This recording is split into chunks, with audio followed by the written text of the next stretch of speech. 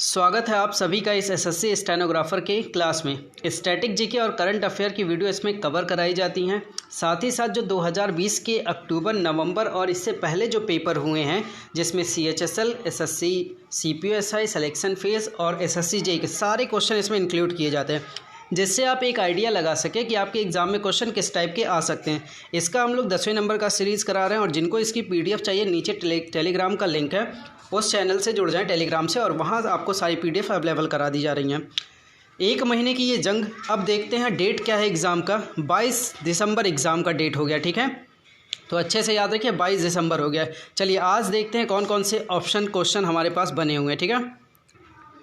देखिएगा ये 10वें नंबर का पार्ट कवर हो रहा है और ट्यूशन घर ऑफिशियल चैनल को अगर अभी तक आपने शेयर नहीं किया तो शेयर ज़रूर करिए, क्योंकि अब आपके जो एग्ज़ाम 22 दिसंबर से होने हैं काफ़ी इंपॉर्टेंट चीज़ें इसमें से मिलने वाली हैं और काफ़ी कुछ आपको आइडिया लगने वाला है कि आगे करना क्या है, कैसे प्रिपरेशन करनी है, इस 22-25 दिन जो भी बचे इसको कैसे यूटिलाइज़ करना है, ठीक है।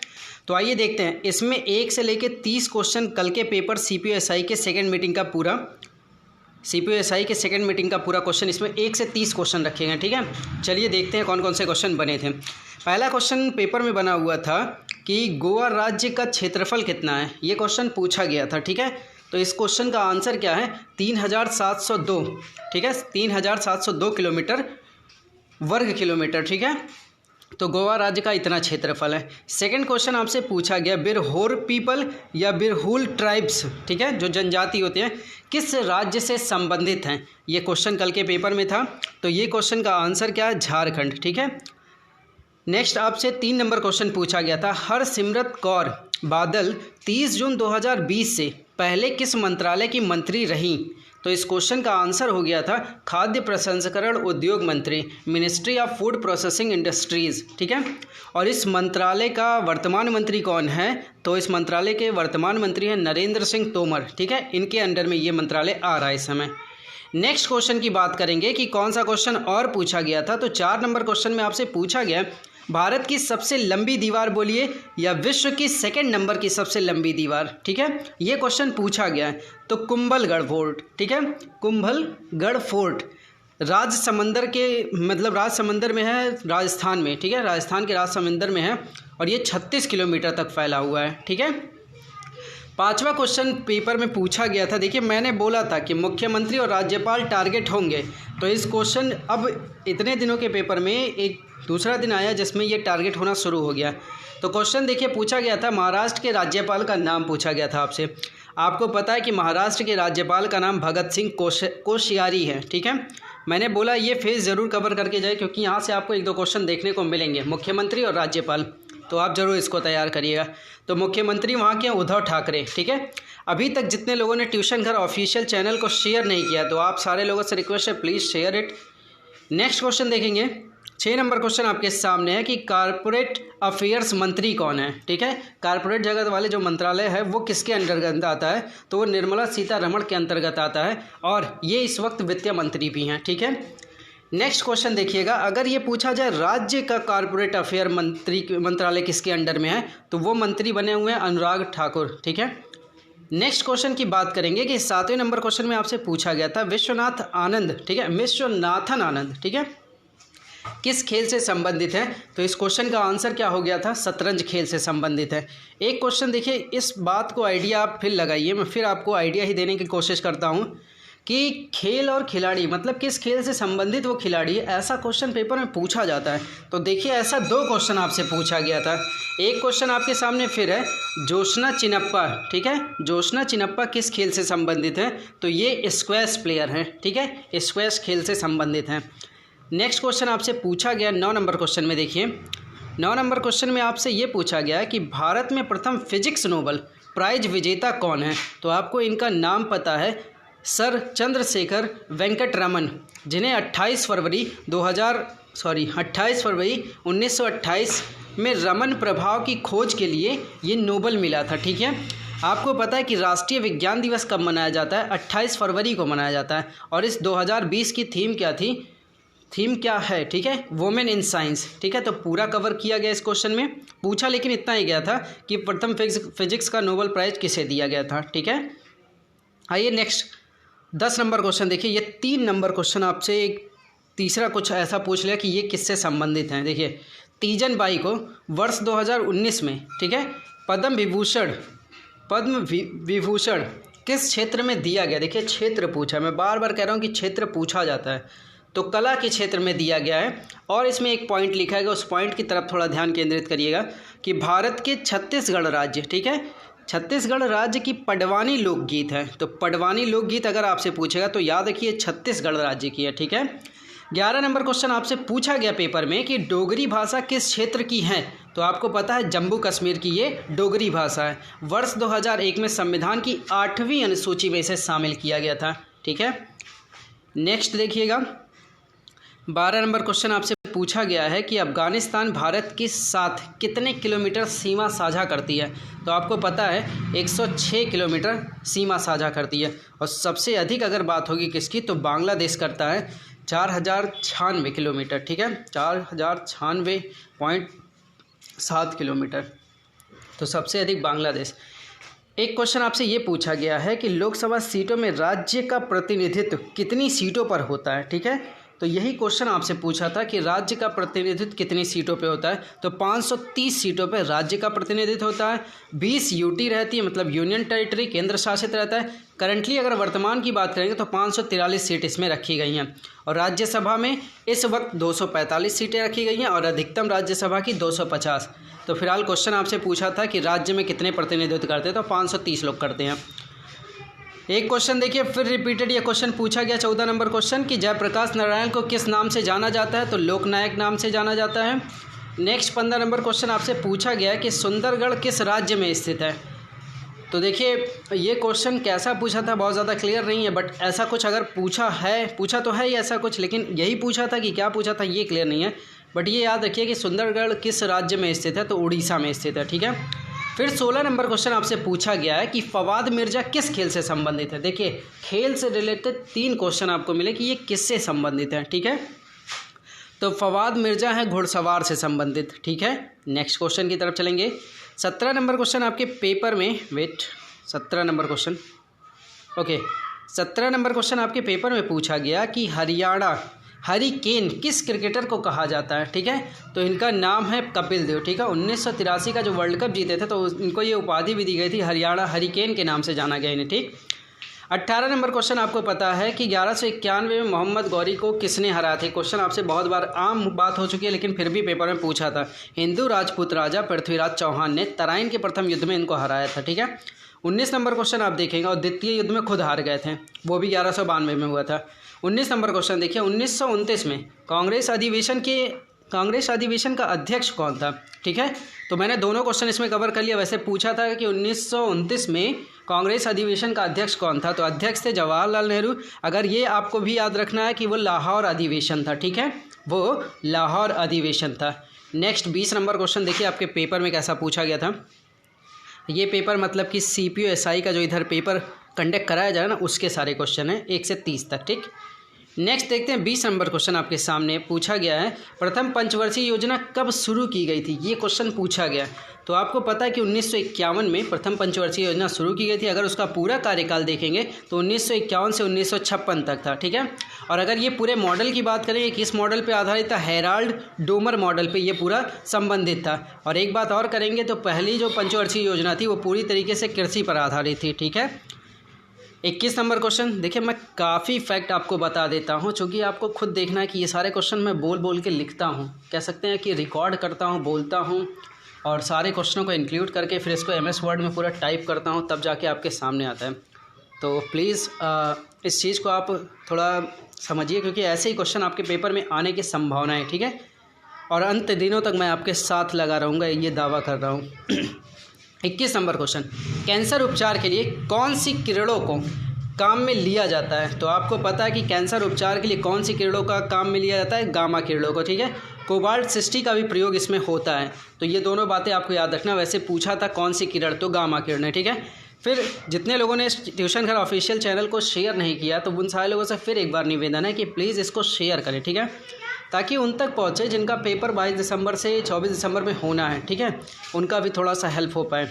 अगर कुछ आइडिया लगेगा तो कितनी अच्छी बात है, ठीक है। 22 नंबर क्वेश्चन में एक पूछा गया, देखिए गुजरात के मुख्यमंत्री का नाम पूछा। मैंने बोला है कि राज्य के मुख्यमंत्री, राज्य के राज्यपाल दोनों इंपॉर्टेंट है। तो गुजरात का जो पूछा गया वो मुख्यमंत्री का नाम पूछा गया, तो विजय रूपाणी है। 16वें नंबर के मुख्यमंत्री बने हैं गुजरात के विजय रूपाणी। और राज्यपाल की अगर चर्चा करेंगे तो राज्यपाल तो पूछा नहीं, लेकिन ध्यान रखिएगा आचार्य देवव्रत गुजरात के राज्यपाल हैं। 23 नंबर क्वेश्चन देखिए आपसे पूछा गया है कि 30 जून 2020 से पहले भारत के 9 सेना प्रमुख कौन थे। क्वेश्चन देखिए कैसा घुमाया हुआ है, जबकि तब से बदले ही नहीं है काफ़ी टाइम से, लेकिन क्वेश्चन ऐसा पूछ लिया कि 30 जून 2020 से पहले भारत के 9 सेना प्रमुख कौन थे। तो एडमिरल कर्मवीर सिंह, ठीक है, कर्मवीर सिंह या कर्मवीर सिंह, ये जानते हैं 21 मई 2019 से लेके अभी तक ये हैं। लेकिन देखिए कैसा घुमा के पूछा है। चलिए, और इस समय थल सेना अध्यक्ष कौन है, मनोज मुकुंद नरवाने, ठीक है। नेक्स्ट लेते हैं। 24 नंबर क्वेश्चन आपसे पेपर में पूछा गया है कि किसे किसान मित्र कहा जाता है। तो अर्थवार्म बोलिए या केचुआ बोलिए, ठीक है। जैविक खेती के लिए बहुत ज़्यादा बेनिफिशियल रहता है, तो अर्थवार्म केचुआ के लिए, ठीक। 25 नंबर क्वेश्चन आपसे पूछा गया कि मणिपुर का ट्रेडिशनल स्पोर्ट्स कौन सा है, ठीक है। तो मणिपुर का ट्रेडिशनल स्पोर्ट्स कौन सा है, सगोल कंजाई, ठीक है। सगोल कंजाई मणिपुर का ट्रेडिशनल स्पोर्ट्स है, ठीक। इसे पोलो से खेल से संबंधित रखिए, तो पोलो के खेल से संबंधित है। 26 नंबर क्वेश्चन है आवर्त की इकाई क्या है। तो आवर्त की इकाई हर्ट्ज है, जो आप पढ़ते हैं हर्ट्ज, ठीक है। इसमें हर्ट्ज लिखा है तो हर्ट्ज है, ठीक है। नेक्स्ट 27 नंबर क्वेश्चन देखिए क्या क्वेश्चन पूछा हुआ है।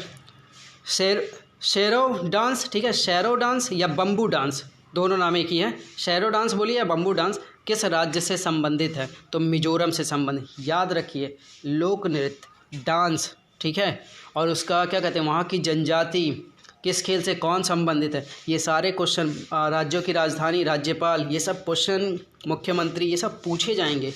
तो अभी बहुत टाइम है कि आप इनको एक बार देख लें। देखने का तो टाइम है ना, आप पढ़ के याद भी तो कर सकते हैं। 25 दिनों में 2500 घंटे निकल आएंगे अगर आप सोचने लगेंगे और काम भी करने लगें। 28 नंबर क्वेश्चन में देखिए एक फेस्टिवल और पूछा, देख लीजिए नए नए फेस्टिवल। सकेवा फेस्टिवल किस राज्य से संबंधित है, लीजिए।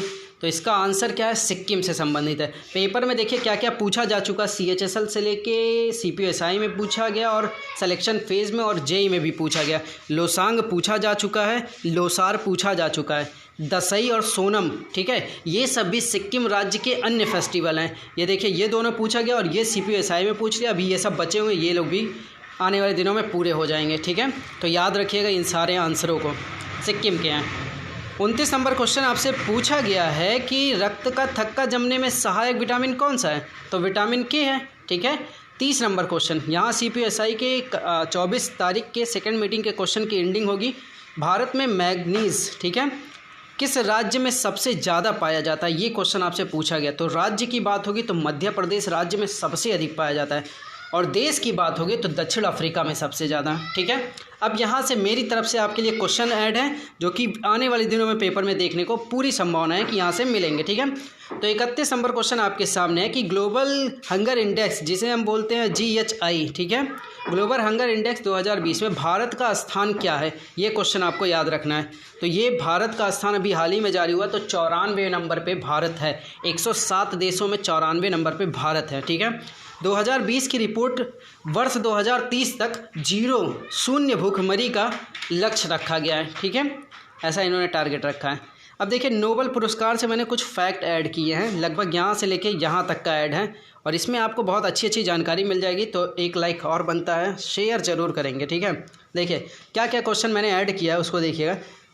एक तो मैंने नोबेल पुरस्कार का पूरा वीडियो बनाया हुआ, ठीक है, तो जाके उस वीडियो को देख लीजिए। मैंने याद करने का तरीका भी उसमें अच्छे से एक्सप्लेन किया, साथ ही साथ वो किन वजहों से उन्हें मिला है ये भी मैंने इसमें वीडियो में बनाया। तो देख लीजिए, क्या कहते हैं, प्लेलिस्ट में होगा, जाके देख लीजिएगा। जो स्टैटिक GK करंट अफेयर करके स्टेनोग्राफर के लिए प्लेलिस्ट है उसमें मिल जाएगा।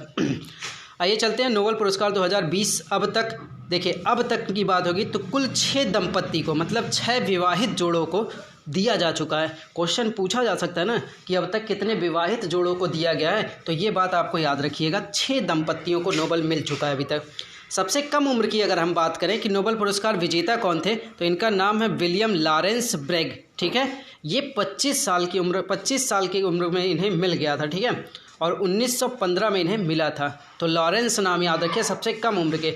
अगर आप बात करते हैं सबसे अधिक आयु के किसे मिला है, तो नाम इनका जॉन गुडनिफ, ठीक है, जॉन गुडनिफ, और ये 97 वर्ष के हो गए थे। 2019 में इन्हें सबसे अधिक आयु के रूप में मिला। अच्छा, अब तक कितने भारतीयों को ये नोबेल मिल चुका है, तो 11 भारतीयों को अब तक नोबेल मिल चुका है।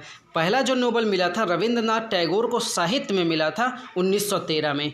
चलिए, उम्मीद करता हूँ ये सारी बातें आपको याद हो जाएंगी। ध्यान जरूर दीजिएगा, ऐसे क्वेश्चन आपको मिलते रहते हैं। एक क्वेश्चन देखिए, अभी हाल ही में जीआई टैग प्रोवाइड किया गया दल्ले खुरसानी मिर्च को।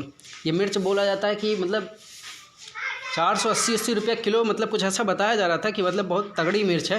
तो ये स्टोरी में इसकी 1 मिनट हाँ, तो सुनिएगा, इसकी स्टोरी ये है कि ये सबसे गर्म, दुनिया की सबसे गर्म मिर्चों में से एक है। 480 प्रति किलोग्राम मूल्य से ये बिक रही है और सबसे तीखी मिर्च है, ठीक है। चलिए, याद रखिएगा स्टोरी।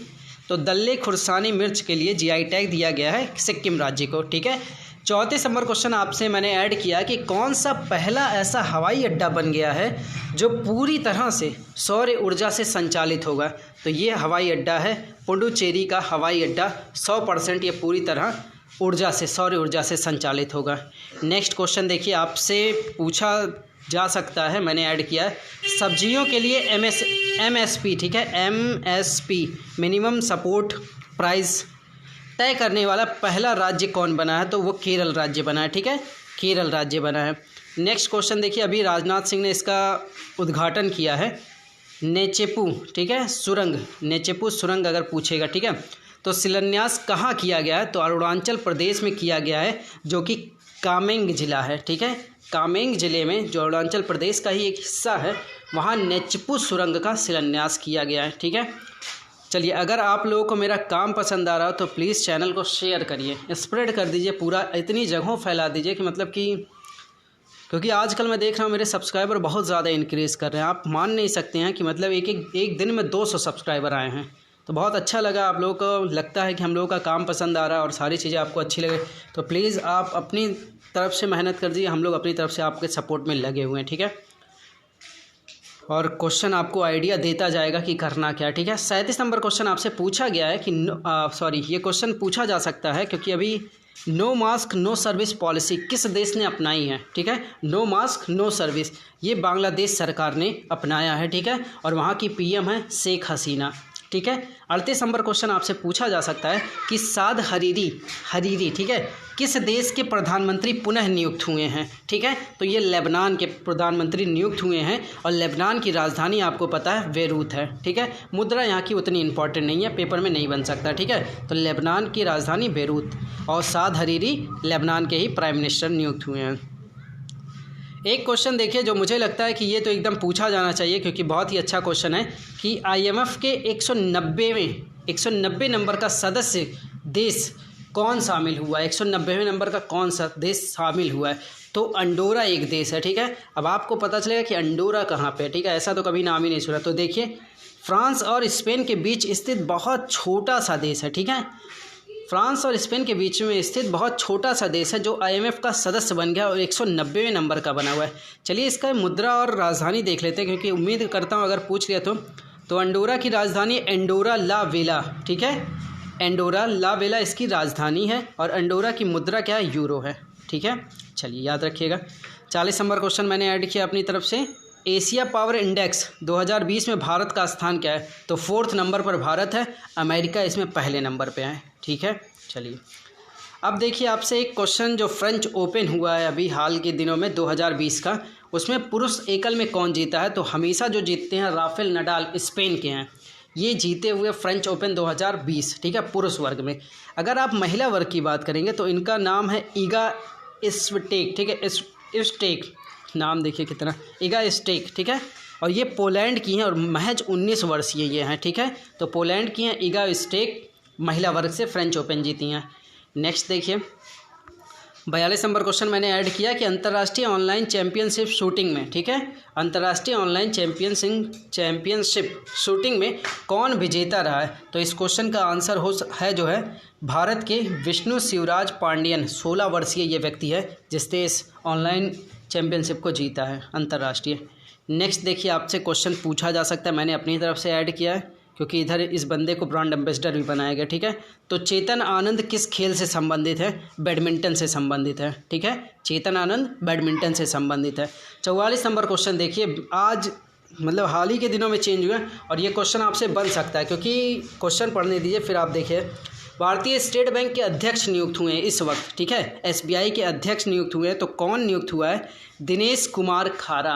याद रखिए, इससे पहले थे रजनीश कुमार। एक वीडियो में मैंने रजनीश कुमार कवर किया है, ठीक है। तो अब आंसर बदल चुका है, याद रखिए दिनेश कुमार खारा, ठीक है। भारतीय स्टेट बैंक के अध्यक्ष नियुक्त हुए हैं दिनेश कुमार खारा। नेक्स्ट लेंगे, गृह सचिव का कार्यकाल बढ़ा दिया गया है। तो गृह सचिव इस समय है कौन? अजय कुमार भल्ला। नाम याद रखिए, अजय कुमार भल्ला। नेक्स्ट देखिए, अभी हाल के दिनों में इनकी बुक बहुत चर्चा में आई है, इस क्वेश्चन को भी याद कर डालिए, क्योंकि ये दो बंदे ऐसे हैं जिनकी बुक हमेशा चर्चा में रहती है। 46 नंबर पे पहला बुक है द बैटल ऑफ बिलोंगिंग्स। पुस्तक के लेखक कौन है? शशि थरूर ने लिखा द बैटल ऑफ बिलोंगिंग्स। बहुत सारी पुस्तक ये बंदा लिखता रहता है, तो ये भी चर्चा का विषय बना हुआ, ठीक है। तो द बैटल ऑफ बिलोंगिंग्स लिखे हैं शशि थरूर। और एक पुस्तक यहाँ पे है पोर्ट्रेट्स ऑफ पावर। पोर्ट्रेट्स, ठीक है, पोर्ट्रेट्स, ठीक है, ऑफ पावर। पुस्तक के लेखक कौन है? तो एनके सिंह, जो वित्त आयोग के करंटली अध्यक्ष हैं, ठीक है। तो उन्होंने लिखा है पोर्ट्रेट्स ऑफ पावर, ठीक है। नेक्स्ट क्वेश्चन की तरफ बढ़ेंगे। 48 नंबर क्वेश्चन है, मौलिक अधिकारों को कौन निलंबित कर सकता है? तो वो राष्ट्रपति के हक में है कि मौलिक अधिकारों को पूरी तरीके से निलंबित कर सकता है। 49 नंबर क्वेश्चन है, किसे सार्वजनिक धन का संरक्षक कहा जाता है? ये क्वेश्चन बड़ा यूनिक सा है। किसे सार्वजनिक धन का संरक्षक कहा जाता है? तो वो है नियंत्रक एवं महालेखा परीक्षक, जिसे हम लोग बोलते हैं CAG, controller and auditor general of India, ठीक है। तो नियंत्रक एवं महालेखा परीक्षक, सार्वजनिक धन का संरक्षक, इन्हें कहा जाता है। और इस समय हैं कौन? कैग गिरीश चंद्र मुर्मू हैं 14वें नंबर के, ठीक है। लास्ट और आखिरी क्वेश्चन की बात करेंगे 50 नंबर क्वेश्चन की। साथ ही साथ मैं बता दूं, रात में आपको ये 9 बजे वीडियो इसी से रिलेटेड क्वेश्चन कराए जाएंगे, तो बहुत अच्छे से इसको पढ़िए और याद करिए, ठीक है।